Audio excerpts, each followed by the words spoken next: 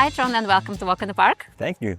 It's really cool to have you here at the podcast in Oslo, in Frogner Park. Yeah. And we are going for a walk and to get to know about your journey. And in Walk and Talk podcast, we usually invite founders to know more about their journeys before they started and why they started, how they do things, ups and downs, or whatever a founder lives can bring. Yeah. And it's personal conversations, and other founders really like to listen and relate and learn something. So looking forward to go deep into your story. And you are co-founder and one of the co-founders and COO of WePost, which is redefining the marketing with AI. Yeah, exactly. And you are now launching the personal branding product. Exactly, for the second launch. Yeah. So we're kind of the new kids on the block. But you've done the pivot as well, so looking forward to get to know that. And looking forward to launch too. I'm going to test, of course. Yeah. And let's walk. Let's do it. All right. The first question I usually ask is if you walk and talk often, if you have something of a culture of that in your company. You know, you've kind of inspired me to do more of them Yoo-hoo! by listening to your podcast, but I do it, I think, around 1 to 2 times a week. So when people visit my office, I prefer to walk around the castle in the garden there. So we're stationed at Grünergarasjen, which is right by, and I love walk and talks. So it helps me clear my mind and also just, speak whatever. Sounds good. So let's jump first into the WePost. Yeah. So how did you guys get the idea? I remember you mentioned it was not yours, but Benjamin, but still you guys are a group of co-founders. Yeah. And you started all together to build WePost. So why? Yeah. What is the idea? Yeah, WePost is still evolving as a concept and idea, but it originated with Benjamin working in our marketing agency, where he just made like a ton of different marketing for OBOS and D&B and like these huge corporates. And he saw that these smaller, often startups, didn't reach through the noise because it's such a complicated and difficult thing to do authentically and consistently. So he was like, that was back in 2022, and he was like, there should be a tool for this. Didn't find one, started looking into AI. And then, you know, the AI wave came and we started working with WePost just when ChatGPT came in November. About 3 years ago. Yeah, around 3 years. As you called yourself on LinkedIn, you're riding the AI wave. Yeah, exactly. That's cool. So you've done several things before that. Yeah. And I wanted to touch base on that now because you've been starting company since you were 18 years old. Yeah. And you've been both into the organizing festivals, doing some young entrepreneurship programs, starting different companies with different roles and different actually industries as well. So yeah. Have you been always dreaming to be an entrepreneur? I think I'm like definitely fit the stereotype of an average founder who have been doing businesses since they were small. So my mom has a lot of different stories that when we went to Italy or Spain, I was the one that bought fake watches from the people on the beach, took them home, sold them to my buddies. I were flipping Pokemon cards or back in like almost kindergarten. So I've always had this mindset of wanting to trade, basically. And I still have that same fire for doing trades. But you've been growing up in the entrepreneurship kind of environment, or? Not at all. So I've been, I grew up in down south in Norway with around 1,000 people on a sheep farm. So my dad is a farmer, my mother's side is farmers, but they still have like this business mindset because they run their own shop. They've worked independently. So they've always been like, you're gonna be an entrepreneur, Trond. We can tell from early age. I guess it's correlated. That's interesting. So being coming from a farmer family, what do you think is a takeaway from that period when you were small and growing up in this kind of community and environment?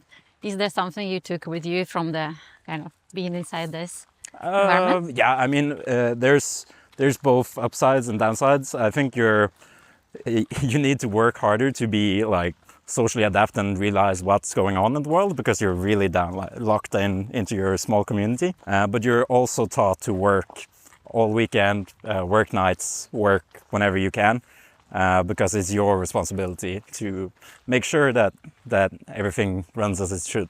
Some takeaways around grit, I would imagine. Yep. But also since living in the small community, as you say, it's probably you've been a lot on your own as a kid. Yeah, absolutely. If I wanted to have a music festival, I had to create it myself. If I wanted to do gatherings or do sports tournaments, we had to arrange them ourselves. So that's been really fostering from like taking responsibility for what you can control. So that's been a huge part, definitely, and definitely shaped me for who I am today. But what's funny is that my co-founders are also from like smaller places, and they have the same mindset. So we have like a shared like, just do whatever you can control.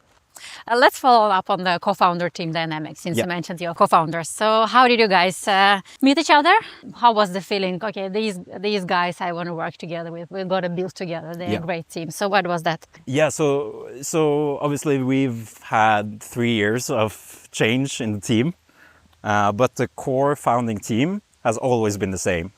And that's Benjamin, who's more of a marketing, but also knows front-end code type of guy who had the idea. And then we have Håkon, which is like the CTO and AI brain. And the last part is me. And we met at CERN. So we were part of NTNU's venture creation program, where we were working with commercializing this laser on our master's degree.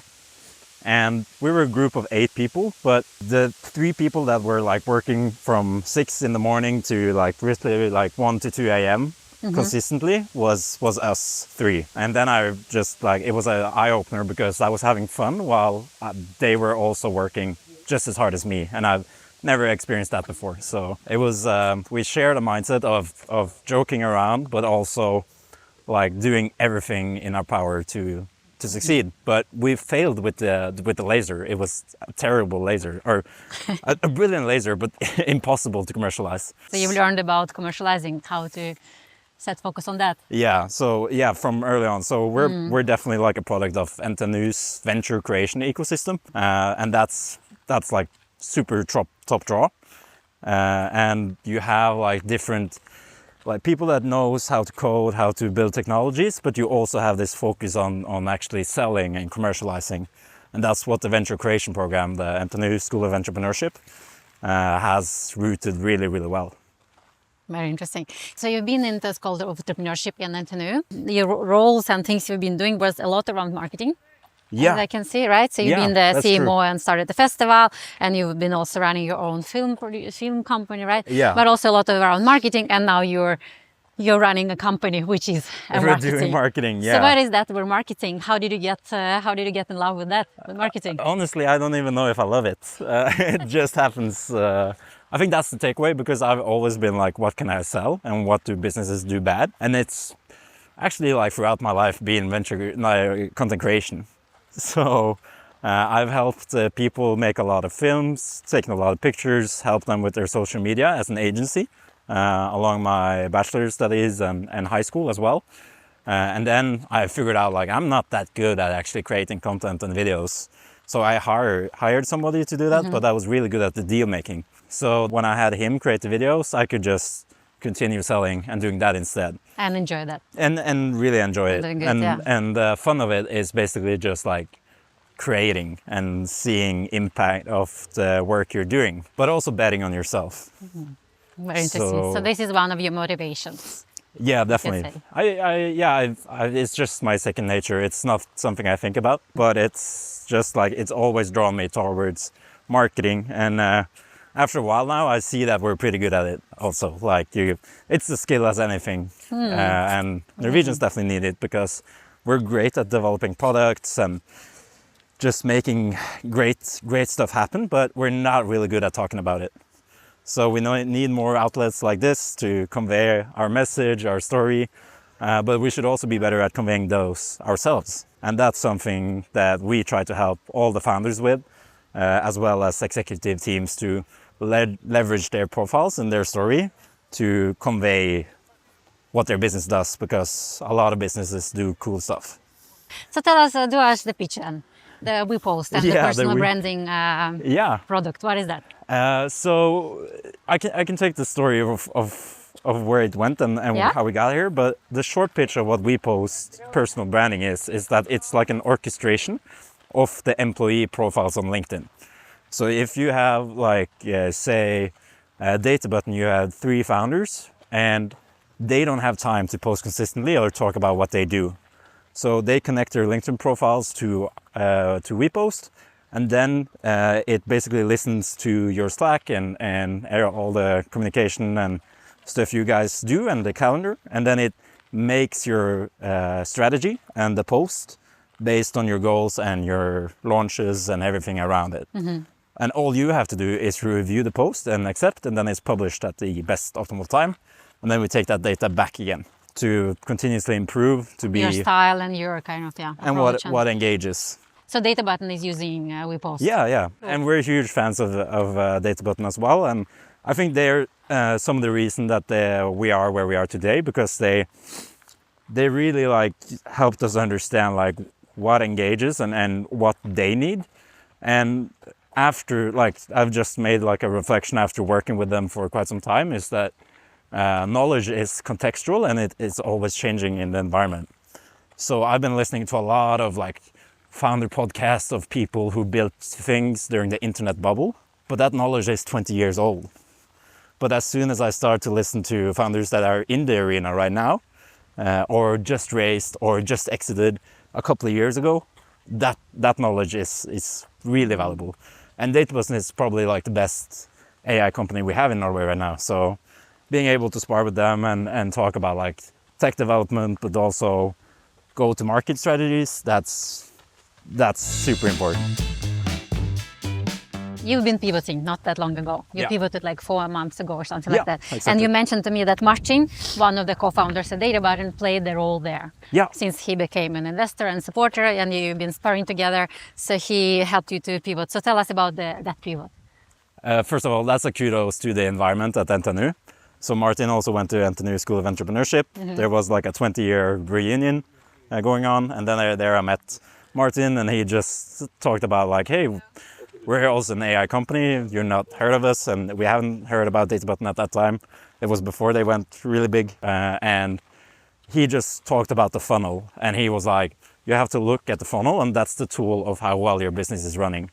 So you look like, is it the top level? Is it dried up there? Then you need to work on more marketing. Is it further down? Like, are they getting into the platform and not converting? Then there's something wrong with your activation. Or are they just like simply canceling after the first month and there's a retention problem? And it's like a tool to look at your business. So either you work with the product or you work with sales. But you need to do both, and you need to structure your team after that. And like really like thinking around that mindset that you either do sales or products.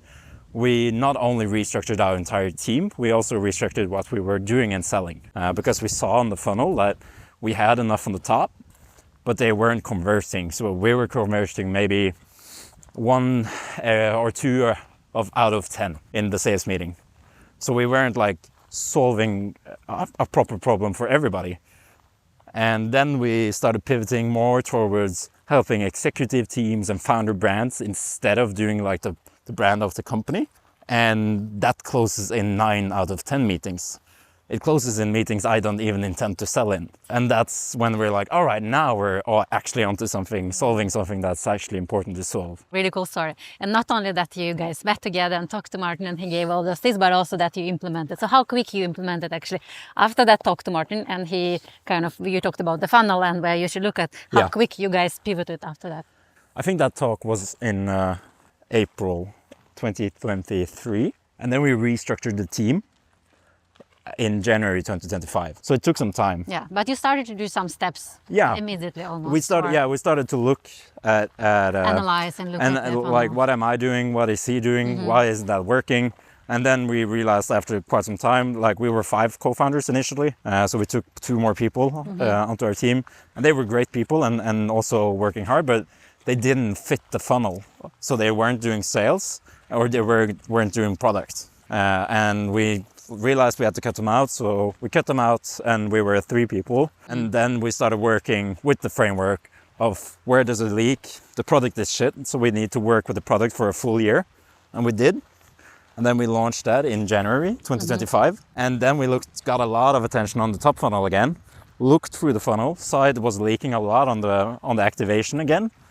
So we were like, all right, so this isn't right. We're not solving the right problem, or the product isn't solving the right problem. So we need to improve the onboarding flow, but also the product in itself. And then we spent 7 months working just with the product and the activation and seeing like down the pipeline. And now we're ready to relaunch again and fill on the top and see where it leaks. So we're launching in August, but that's like just a tier 2 launch, because we just want a little bit of attention on the top to fix the leakages down in the funnel, to do a bigger launch in September or October. Looking forward to that. But also you guys have been much more active during last months on LinkedIn. All of you, you're both probably testing your own tool. Yeah, exactly. I could see that. And also you have this approach of launching party, which Yeah. was the discussion and debate in the Yeah. LinkedIn internally in Norway. Yeah, what do you think? So what is your approach here? You are like community type of guys, I assume? Yeah. So that's your approach. So tell us, how did you come to that? Again, we draw inspiration from the people who succeed at launching recently. So we spoke to Wordware, which became Product of the Year in 2024, I believe, and talked about like how they did their launch and the strategies behind it, and that was basically just posting at least one post from one team member every single day. So we're always doing that before our launches, at least 2 to 3 weeks ahead, every single day. And then we do the community launch parties as well, but because it's a great way to hold ourselves accountable, but it's also a nice way to include our friends, our partners, our customers, investors, to just like, these hours are for we post. And the last time we did that, that was like a proper party, but super cheap as well. So we spent like 8,000 kroners on it. But what we saw was that people were sharing it more on LinkedIn. They were posting more about us. They were sending our product towards their marketing team. So you're building, it's a great way to build champions when you're super early. And also like, if you have a partner and you work 15, 14 hours a day towards the launch, it's nice to give them a little party. And so I wanted to follow up on the co-founder dynamics. You mentioned how you met the guys and you were working together, you loved their way of working, and also we were having fun and you were kind of complemented in terms of skills. Yeah. What about personal qualities? What personal qualities you saw or see now, which help your team kind of being aligned, and how you guys actually align? Yeah. So like fundamentally we have different backgrounds, and that's also when we put together the team. We needed somebody on tech. We needed somebody on marketing, like for the product to like have domain knowledge, and you also need somebody on sales and finance. And Håkon has the tech, Benjamin has the marketing domain knowledge, and I have the finance and sales. So fundamentally, we're like a complementary team. But people qualities also, it's what really kicked it out for me was seeing how genius Benjamin were when it came to understanding design. And he like the way he leveraged his expertise, but also like making others understand and conveying his message. It really like flipped the switch in me that this guy is somebody you can work with, because he's more obsessed about the end result than he is having a right. And I think that's a shared quality among all of us. Like we just want it to work. We don't care if I had the points. But other than that, like we're having a lot of fun and just joking around and really down to earth, no high shoulders and no personal grudges or anything like that. It's all about like driving results, working hard, and having fun along the way. And what about alignment on the mission? Are you all of you aligned on the same mission, and what is that mission? I don't know if we are, honestly, because we have different motivations of starting the company.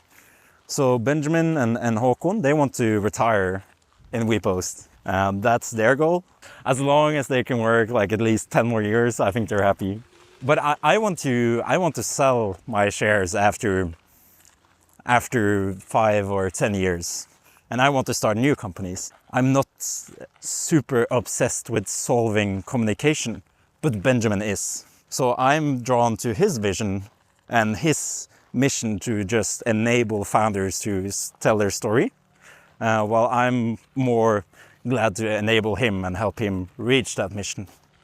So it's definitely like different different motivations around. But it still works together fine because you guys actually talked about that. There is Exactly. no surprises that why are we doing that. We all know why. Yeah, I liked on your LinkedIn is that when you've been working at Ernst & Young for 1 year or something Yeah. after the studios probably. Yeah. And then you said, yeah, I've been working there on in the auditing, and then the best part I learned from there was that I want to be an entrepreneur. Yeah, This is where I yeah. will be happy. So that was the learning from that period.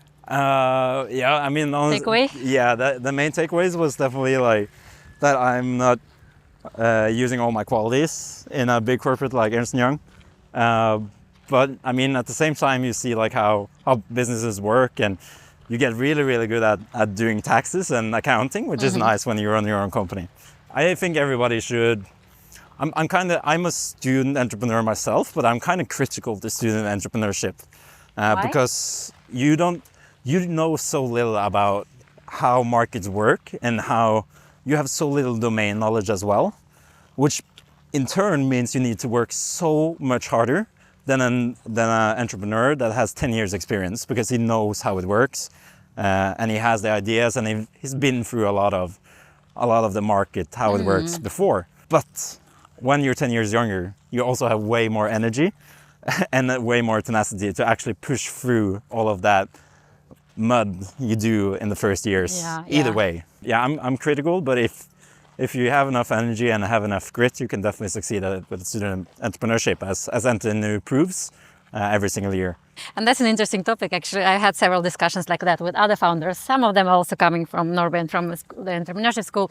Yeah. There was also about being naive Yeah. and knowing what you don't know. Yeah. Which is about like, yeah, we're just from university, we don't know a lot of things, but we're open to that, we're learning, and we're kind of, naiveness help us to be maybe braver too. Let's just jump into it and do that. So there's both advantages and disadvantages. Yeah. You posted yourself that you delivered the master thesis in 2 weeks. Yeah, I did. So what was that? Is that an example of extreme focus or bad planning, or what was that? I think it's a story about great planning, actually, because I wrote my master thesis along with Tor Søfteland, which works in Airthings now in the management, and basically turning disruptive technologies and basically turning that ship around. So like a great industrial economist student, super nerd. And I said, like, we should write a master thesis together. And he said, all right, but I want to spend as little time as possible on it. And I was like, all right, let's do it. In January, we sat down and we saw at like what it requires to write a master thesis. And we like tracked it back and we were like, we can do this in 2 weeks. And then we spoke to, so that was the 16th of January. And then we spoke to our advisor or professor, and we said, we want to deliver this master thesis in 2 weeks. He said, that's the stupidest thing you can do. Like, why would you set the deadline that early for yourself? But we wanted to hold ourselves accountable, so we did it either way. And put the deadline, official deadline also, to the 31st of January. And then we basically split it up into different tasks, and then we reverse engineered the entire master's degree and delivered after 2 weeks. And we got a D, which is a shitty grade, but we were But you super delivered. happy. Yeah, we delivered, we passed, and we could work full time on our startups. Talking about the first year of a company journey. Yeah. I often hear in this podcast from the founders that the first year is often the most difficult in terms of also the personal dialogues. Yeah. Am I good enough? Imposter syndrome, and also keep pushing, not to keep pushing. Which direction should we go? And if you look back, what is the main learning from the first year for you in terms of your personal development, your personal kind of story, personal role? I think it's a lot about figuring out who you are. I think starting your own business is a great way to figure out like who you actually are, when nobody else are holding you accountable and you're the only your own lykkesmed, like the pursuit of happiness, basically. So my main takeaway, I think, is that it's super hard, and you can only start that many companies. So you need to pick the right people, and you need to pick the right market, but you don't need to be locked in on the idea. As long as you have the market and you have the right people, you will find the idea. So how did you guys find the idea? Just working through it. So we started with a idea of making video content for businesses on social media and posting it on their profiles, business profiles. And we worked with that, and we saw this doesn't scale. And then we switched to another idea, which was just like ghostwriting for company profiles. And then we saw this doesn't sell, but it scales. And then we switched over to personal profiles, and it sells and it scales. And now we're on a mission to just build and utilize all of the incoming AI technology to really tell the authentic, consistent story of every founder to engage their target audience. And that's super exciting because the tech is advancing so fast, and our platform just gets better and better and scales better and better as well. Also talking about the idea versus the problem. There's a lot of discussion on that in the startup kind of founder world, talking about getting obsessed with the idea is what quite often happens with founders. But you should always focus on the problem and how big is the problem and what problem are we solving. We are not here to make great ideas, even though it's fun. So what was your take on that in the beginning? And now we're like, from the beginning, we should find a big enough problem, or? I think that's spot on. I think that's exactly what we did wrong. Because we were locked in on the idea, and then we had to kill that idea by like trying to execute it, and then we did it twice over until we found something that worked. But if we just looked at the problem and the fastest and best way to solve that, we might have gone way faster to the solution we are offering today compared to what we were doing.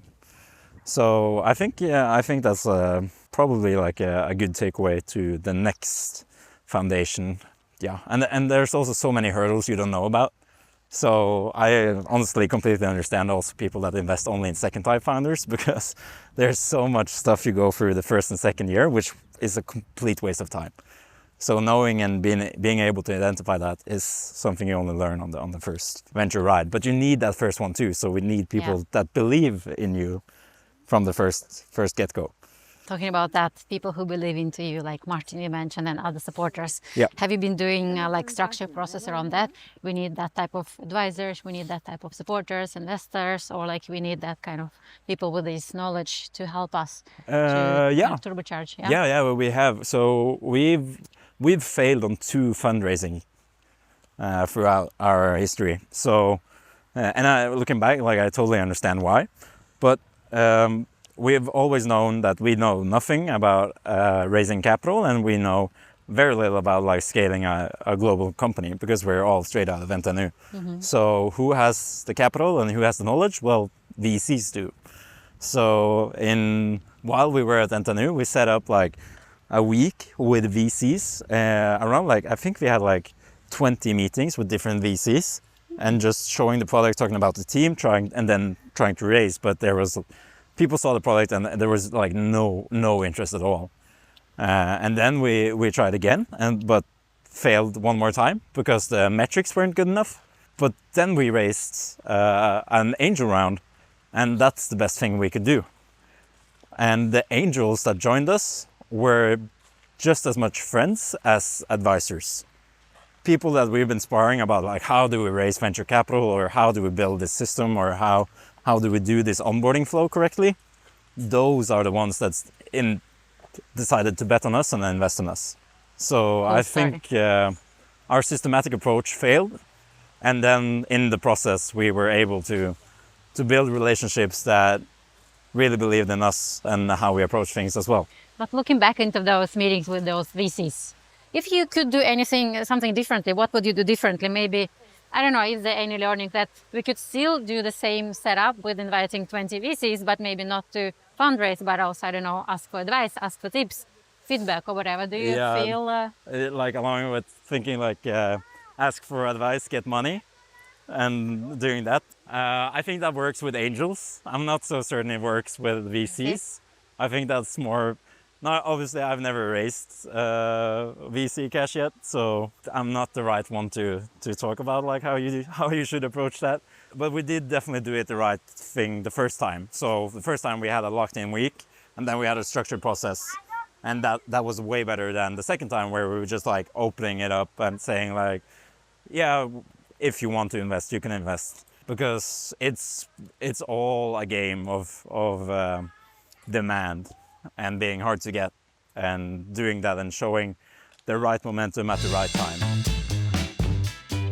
Talking about your personal experiences, is there any learnings you learned something new about yourself through this journey with WePost for almost 3 years now? That the qualities you learned about yourself you didn't know you had before?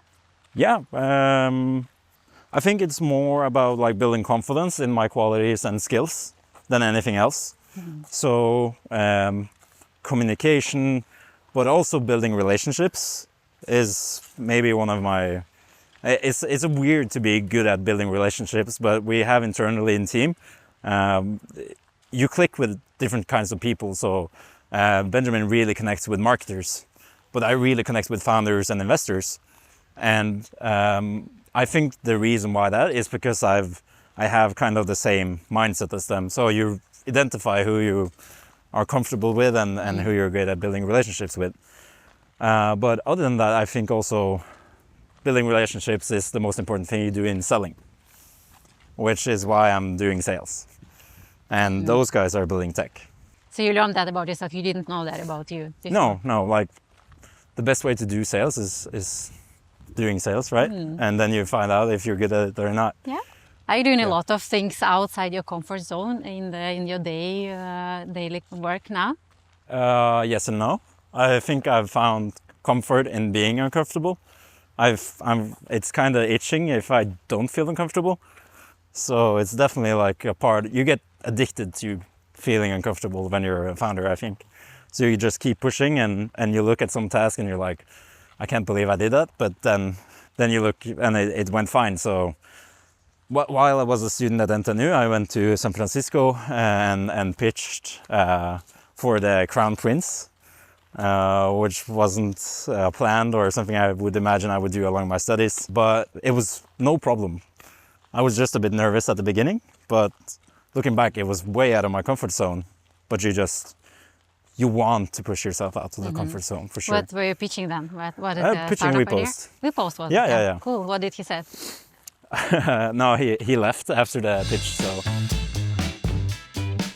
I saw on your LinkedIn profile that you have several passions. Yep. And you're really like a lot of interests, but one of them you mentioned as a philosophy. yeah, And you had a cool story around that, which is also connected to Startup Lab. Now, when you want to share this one? I've always like been curious about like bigger thinking and how I should approach life and what I should do with my life. Since you were little? Yeah, or since I was like 18 or something around that. When you're like kind of insecure as a young man, you're looking for advice, and I don't know, but somewhere around like when I was 20 years old, I lost my phone one summer, and I basically decided now I want to live without my phone to experience life without the phone, and I lived at home that summer. So what I did all summer was basically going up into a cave in the mountains, lighting up a candle and a fire, and just reading a ton of different Stoic philosophies and Sisyphus and different kinds of philosophies and approaches and things to life. So that really formed my way of thinking, and I found a lot of clarity, and it definitely removed a lot of my anxieties I had. Sisyphus is basically what he was condemned to keep pushing the stone, and after a while you have to look at pushing the stone is a lot of like how you build startups, because every single day you're getting told no, you're losing clients, you're winning clients, and it's just keep pushing the stone, and you need to find love in pushing the stone. So that's been like a core foundation and value that I have, like no matter what, just keep pushing the stone and love pushing the stone. And another great quote is the man in the arena from Roosevelt, who's just that being the man in the arena is the one virtue that's good, and that's also how I actually like value or look at work and building startups. Is one of the few men in the arena. So if I'm working in Ernst & Young, I'm not in the arena Yeah. because it's not on my shoulders. If I'm doing VC, if I'm working as a VC, I'm still not in the arena. I'm on the tribune watching the fighters. So what I want to do for the rest of my life is being the man in the arena. Keep pushing the stone and just work towards my goals and creating and suffering and experiencing all the ups and downs of creating ventures. So you feel you're on the right place and you do exactly what you love, Yeah. what you're passionate about. It's crazy. I'm super grateful because I'm in my mid-20s and I've already found what I want to do. How do you take care of yourself during the intense period? I saw you one of your posts on LinkedIn. You guys were working the whole summer, 12, 14 hours a day, Yeah. focusing. And I do understand that. You're launching, you're super focused, you need those periods. But still, it's important to take care of yourself. So how Yeah. do you do that, especially during the intense periods? Yeah. So I really appreciate sleep. I find sleep incredibly important, but I only need around 7.5 hours. I'll work from 8 in the morning to 11 or 10 at night, and that's just like a habit. And if we're not launching, I get time to work out as well. So I definitely have levers to take time off and relax. And we're all pretty good at getting enough sleep. At least that's like the most important thing. Are you all good at that? You kind of talk about that and help each other to prioritize? Yeah, so Håkon has slept in the office a couple of times around launches because the product isn't ready. And at least Benjamin is really good at being like, no, you need to sleep at home. You're not allowed to sleep in the office. But what about other type of recharging? I don't know. You mentioned a bit of the workout or So like working turning out, off completely from what you do. You being do with anything like friends. that? Yeah. So definitely like in the weekends, if you have something, go take the weekend off and recharge. But I think you're always a bit on. But if it's a kind of a mindset, so if you think like you're getting tired of always being on, you get tired. But for me, it's no problem to like think of something that about work if I'm out and about on the club. Like I don't mind that, and it doesn't take any energy from me. But what does take energy from me is notifications on my phone. So You I turn them off? don't have notifications on my phone. Never? Never. So if they want to call me, they can call me. And I don't have social media on my phone either. So Wow, that's interesting if you work with the social media. but I can't because I know it takes so much energy from me. So I can't have LinkedIn because I just end up scrolling on LinkedIn all day. And that's part of like the longevity of things because you need to see what drains you and what gives you energy. And I think that's different for So how do all you learn founders. about what takes energy, what gives you energy? How do you learn about that? I took time off and I reflected, like, why did I get so tired as I am now? And then I looked specifically at different things, and I know like notifications, getting notified at 11 p.m. I get dead tired of it, so I remove it, and then you can optimize. What about others in your team? Are you guys doing those exercises together as well? What gives you energy? What drains your energy? How do we work together? No, How do you find no. your way to working? No, we probably should. I think it's we have a lot of improvements to do, but we're really good at working and maybe not that good at relaxing. So But you guys having fun together, so probably you don't feel the difference. yeah, it's not too bad. It's not too bad. Yeah.